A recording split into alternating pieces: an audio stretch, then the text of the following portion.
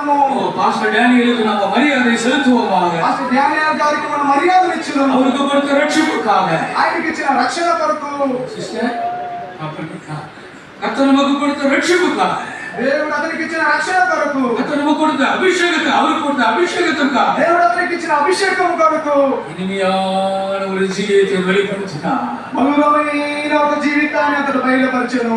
அவர் இயேசுவை சந்தோஷப்படுத்தினார். ఆయన యేసయ్యను సంతోషపెట్టాడు. దీపకారులను அவர் சந்தோஷப்படுத்தினார். నడిపించు వారిని సంతోషపెట్టాడు. நம்முடைய ஊழியர்களை சந்தోஷப்படுத்தினார். మనలో ఉన్న సేవకుల్ని సంతోషపెట్టాడు. ஜனங்களை விசுவாசிகளை சந்தோஷப்படுத்தினார். మన జనులను విశ్వాసుల్ని సంతోషపెట్టాడు.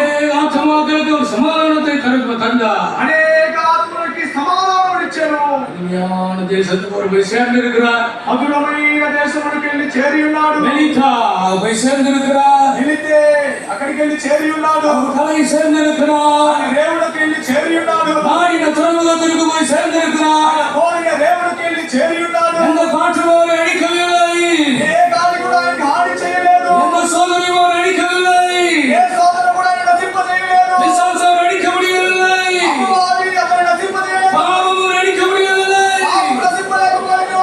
எந்த வல்லமை அவரை ஜெயிக்க முடியவில்லை. ఏ శక్తి కూడా అతన్ని జయింపలేకపోయాడు. இவர் தேவனுடைய ராஜ்யத்தில் பிரவேசித்திருக்கிறார். స్తోత్రంగా దేవుని యొక్క రాజ్యంలోకి వెళ్ళి చేరి ఉన్నాడు. தேவனுக்கு மகிமையை செலுத்துவோமா? దేవునికి మహిమను చెల్లించడము. தேவனுக்கு மகிமையை செலுத்துவோமா? దేవునికి మహిమను చెల్లించడము. பாஸ்டர் எங்களுக்கு தந்தபடியினால் ஸ்தோத்திரம் என்று சொல்லுங்கள். ఈ పాస్టర్ గారు నాకు ఇచ్చినందుకు కొరకు యేసయ్య